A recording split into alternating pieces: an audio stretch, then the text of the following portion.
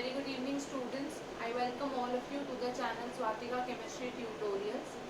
As you know, we were on the first chapter of class 11, that is some basic concepts of chemistry.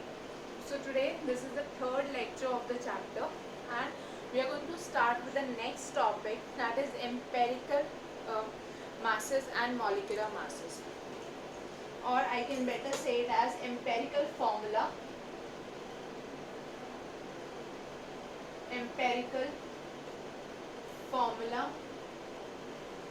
and molecular formula. चलो ना, आप सबको पता है molecular formula क्या होता है. बेसिकली मॉलिक्यूलर फॉर्मूला से हमें ये पता चलता है कि एक मॉलिक्यूल कंपाउंड में कौन कौन से एटम्स प्रेजेंट है और हर एक एटम कितनी बार रिपीट हो रहा है. फॉर एग्जाम्पल H2SO4, तो ये मॉलिक्यूलर फॉर्मूला है सल्फ्यूरिक एसिड का, जिससे आपको ये पता चल रहा है that there are 2 atoms of hydrogen, 1 atom of sulphur and 4 atoms of oxygen. Similarly C2H4, आप लोगों ने हाइड्रोकार्बन्स के बारे में पढ़ा था 10th में. So you know C2H4 is the molecular formula of ethyne, sorry ethene. This is the molecular formula of ethene. ठीक है. अब यहाँ पे मुझे पता चल रहा है that there are 2 carbon atoms and 4 hydrogen atoms in ethene. But how do I get the empirical formula from this? Empirical formula tells me the simplest ratio of these elements. अगर मैं इन दोनों को 2 से डिवाइड करूँ, I will get the formula as CH2. तो ये है empirical formula. This is the empirical formula for C2H4, that is ethene. यहाँ से मुझे पता चल रहा है कि इसमें सिंपलेस्ट रेशियो जो है कार्बन और हाइड्रोजन एटम्स का, that is 1:2. Similarly, if I talk of benzene, you had studied that a very common cyclic compound, aromatic compound is benzene. Benzene का फॉर्मूला क्या होता है? C6H6. ठीक है. अब अगर मैं यहाँ पे इन दोनों का रेशियो लूँ तो मेरे पास सिंपल फॉर्मूला आ जाएगा CH. तो ये हो गया एम्पेरिकल फॉर्मूला ऑफ बेंजीन. अब हम ये देखेंगे how do I calculate these empirical फॉर्मूले यूजिंग द मॉलिक्यूलर फॉर्मूले और मॉलिक्यूलर मासेस.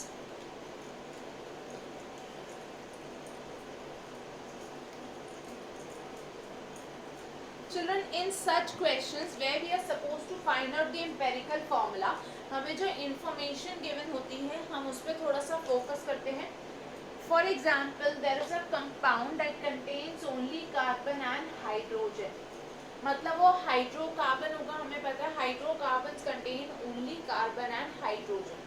तो अगर हमारे पास कोई भी हाइड्रोकार्बन है उसमें कुछ % कार्बन होगा और कुछ % हाइड्रोजन होगा, right? So we are given that there is X% of carbon and Y% of hydrogen. ठीक है. Suppose करो आपको given है there is a hydrocarbon that contains X% of carbon and Y% of hydrogen. इसका let's say molecular mass आपको given है as MU. ठीक है.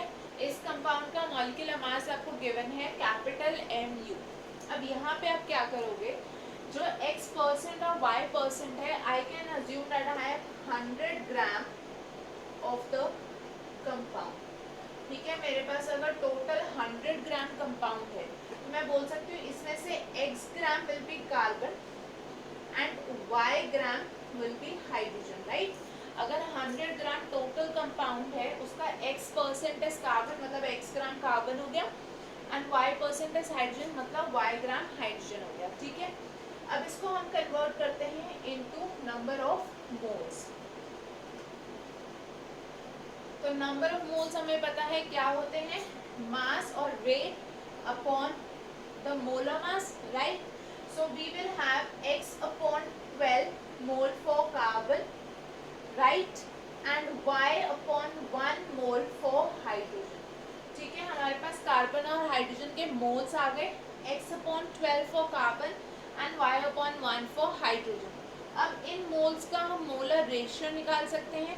ठीक है, that molar ratio will give us the simplest formula और we can say the empirical formula.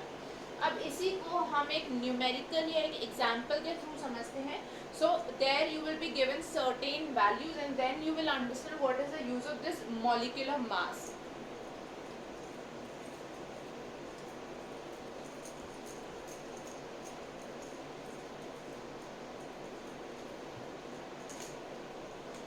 For example I give you a compound.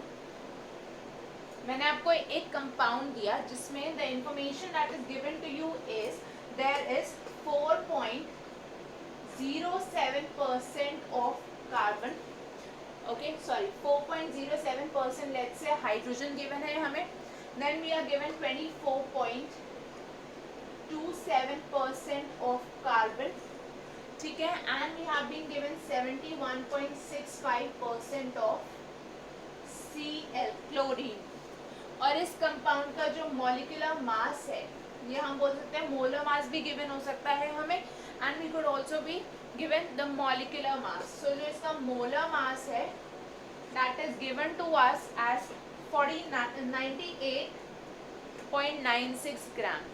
ठीक है, हमें ये सारा डेटा गिवन है. 4.07% हाइड्रोजन है, 24.27% कार्बन है, 71.65% क्लोरीन है and the molecular mass is 98.96 gram. तो अगर यहाँ से मैं आपको बोलूँ you need to determine the empirical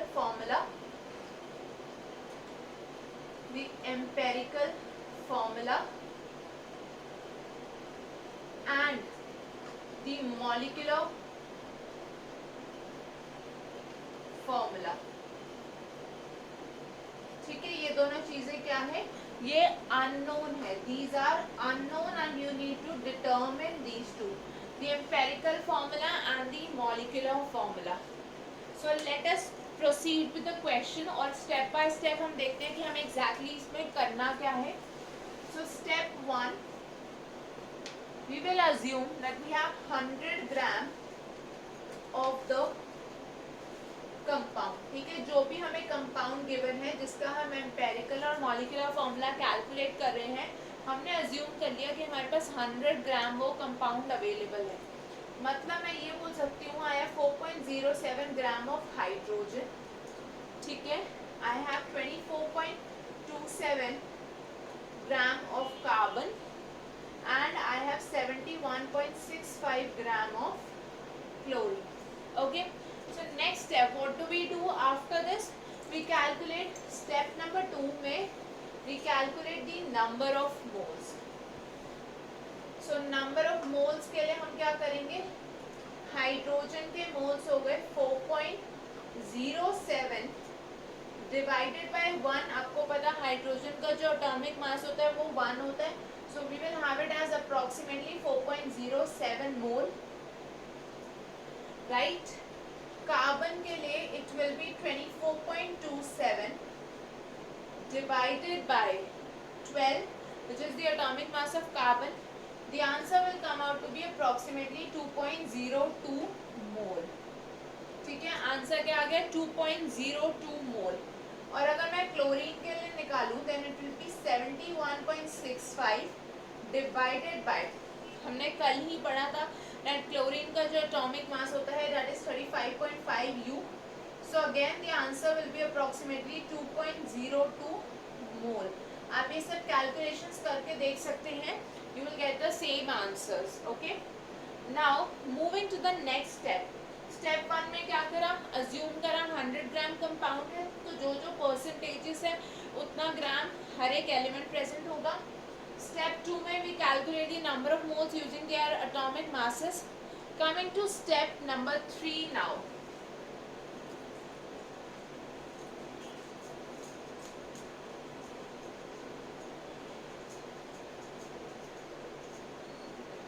अगर मैं स्टेप नंबर 3 की बात करूं,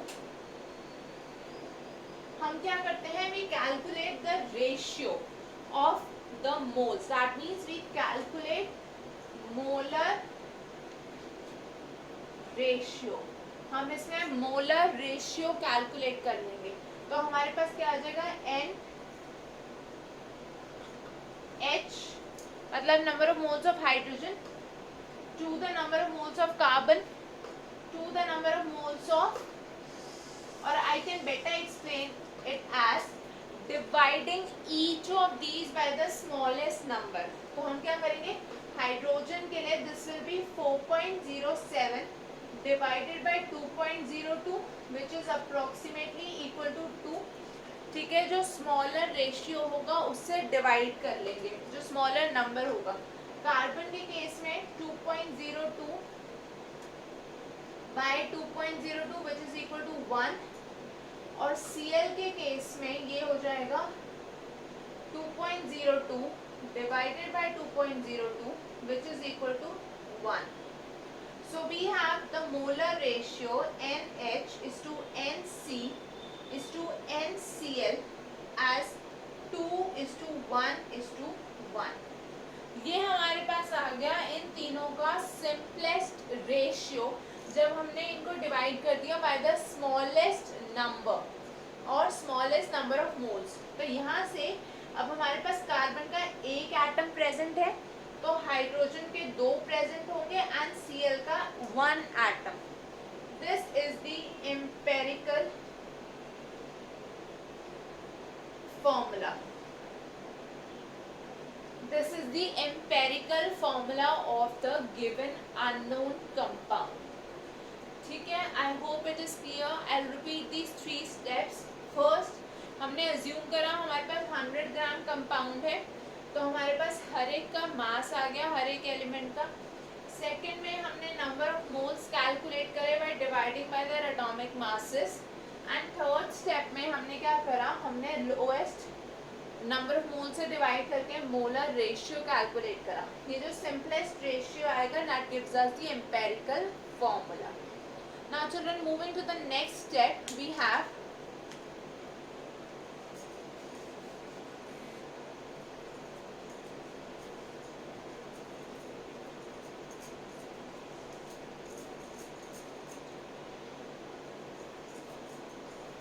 अगर मैं स्टेप नंबर 4 की बात करूं, स्टेप 4 में हम क्या करते हैं, वी कैलकुलेट द एम्पेरिकल मास।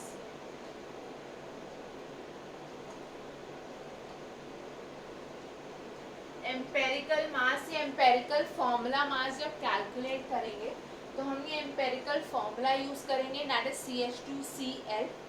तो हमारे पास उस केस में यहाँ पर क्या आ जाएगा, empirical mass will be equal to 12 plus 2 for hydrogen plus 35.54 chlorine. इसको जब मैं ऐड करूंगी this will come out to be 49.5 U। ठीक है, 49.5 U। The next step, molecular formula calculate करने के लिए we will have to calculate N। अब N क्या है, N is equal to, N is molecular mass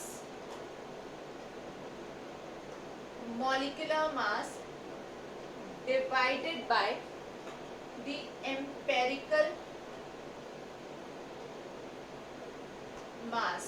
वो integer value, N is an integral value, so that integral value which you get when you divide the molecular mass by the empirical mass, that is known as the value of N। तो यहाँ पे जो molecular mass हमें given था that was 98.96। okay, the molecular mass was given to us as 98.96, empirical mass is 49.5, so approximately this value comes out to be 2। ठीक है, N की value approximately क्या आ गई, 2। Now coming to the next step, or we can do it in the same step also।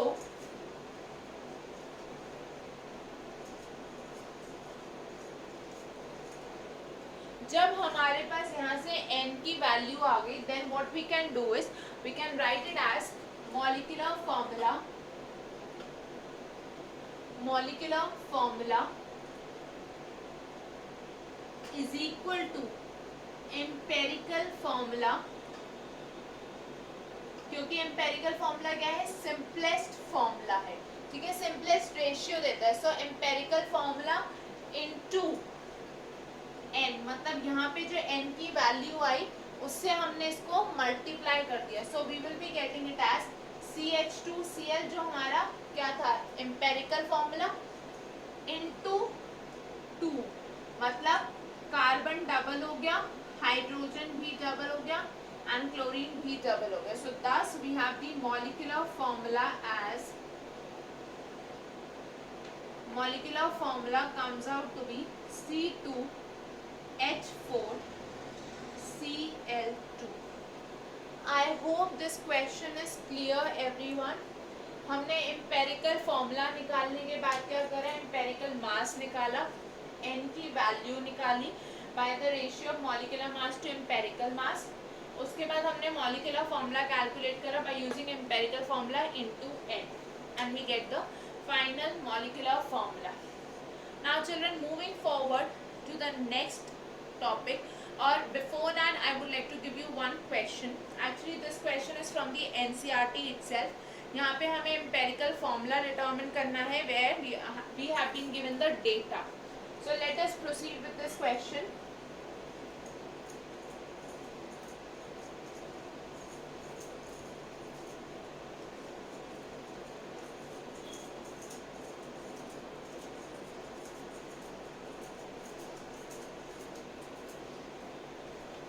So we have a question from the NCERT. It is from the NCERT exercises. The question is determine the empirical formula. Determine the empirical formula of an oxide that contains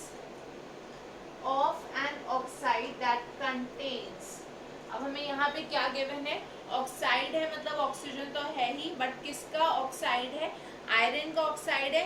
so the elements are iron and oxygen. So we have 69.9% of Fe and 30.1% ऑफ O by mass. ठीक है, हमें ये data given है, इसके basis पे हम यहाँ पे अगर कैलकुलेशंस करें तो एम्पेरिकल फॉर्मूला हमें इजीली मिल जाएगा. Let's see how do we calculate this one. हमें क्या गिवन है, हमने अज्यूम कर लिया 100 ग्राम कंपाउंड प्रेजेंट है या 100 ग्राम ऑक्साइड प्रेजेंट है. ठीक है, we have 100 gram of the oxide. Out of this 69.9 gram of Fe is there, ठीक है, and 30.1 gram of oxygen is there. So number of moles of Fe will be equal to 69.9 divided by 56. ठीक है, Fe का जो मास होता है that is 56, जो atomic mass होता है वो होता है 56. So this comes out to be 1.6. Clear everyone? So this is coming out to be 1.2. ये आ गया 1.25. और अगर मैं ऑक्सीजन के नंबर ऑफ मोल्स निकालूं तो ये हो गया 30.1 डिवाइडेड बाय 16 विच इज 1.88. ठीक है, तो हमारे पास दोनों के मोल्स आ गए. अब इन मोल्स का ratio, this will be 1.25 divided by 1.88. 1.25 divided by 1.88. So what do I get over here? This will be 1:1.5. 1:1.5. अब आपको पता है यहाँ पे जो नंबर ऑफ मोल्स है वो 1.5 तो हो नहीं सकते, मतलब कि एक मॉलिक्यूल में there can not be 1.5 atom of oxygen.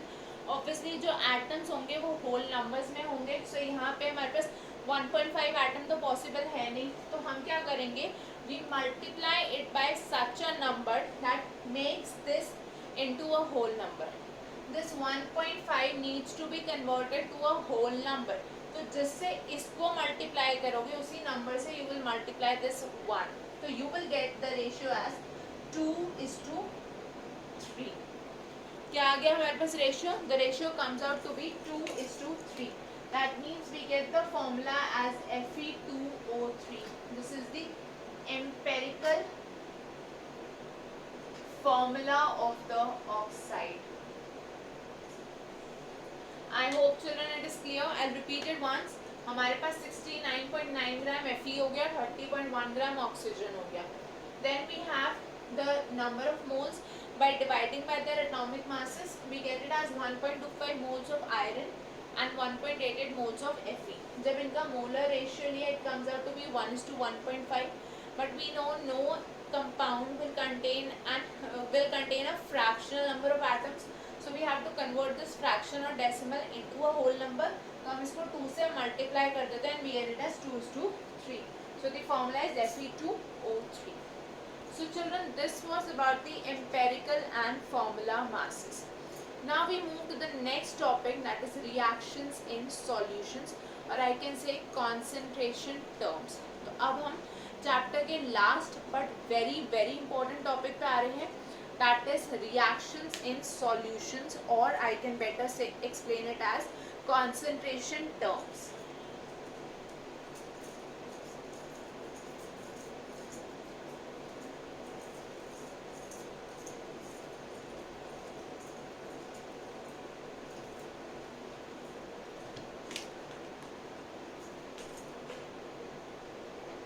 concentration terms or reactions in solutions. Children, इन terms को समझने से पहले या इस टॉपिक को समझने से पहले you need to understand a few basic terms. First such term is what is a solution. Solution क्या होता है? अगर मैं आपको बता रही हूँ रिएक्शन इन सॉल्यूशन और आपको यही नहीं पता कि सॉल्यूशंस क्या है, तो definitely you can not understand the topic. Okay, so solution as you all know it is basically a homogeneous mixture. It's a homogeneous mixture where the components can be dissolved in a variable ratio. मतलब जो ratio होगा components का उसको आप to some extent very कर सकते हो, right? For example salt plus water. ठीक है, अब इसमें I can take this salt as 5 gram in 95 gram water. I can take it as 10 gram in 90 gram of water. या मैं इसको 30 ग्राम लेके 70 ग्राम वाटर भी ले सकती हूँ. So this ratio can be varied. Okay, that means the composition can be varied within certain limits. जो composition होता है सॉल्यूशन का उसको हम सर्टेन लिमिट्स में वेरी कर सकते हैं, ठीक है, बट ऑब्वियसली लिमिट्स में. ऐसे नहीं कि आप कितना भी रैंडमली सॉल्वेंट ऐड कर दो और आपको सॉल्यूशन मिल जाएगा. जब तक वो डिसॉल्व नहीं हो रहा, जब तक वो होमोजेनियस मिक्सचर नहीं बना रहा, तब तक हम उसको सॉल्यूशन नहीं बोलेंगे. I hope this is clear children. Now we are talking about solution. हमने बोला कॉम्पोजिशन. कॉम्पोजिशन किसका मतलब सॉल्यूशन में क्या प्रेजेंट है. So you know normally solution में जो कंपोनेंट्स होते हैं वो होते हैं solute and solvent. Clear? Solution में दो कंपोनेंट्स होते हैं, the solute and the solvent, right? And जो सॉल्यूशंस हम लोग कंसिडर करते हैं दोज आर binary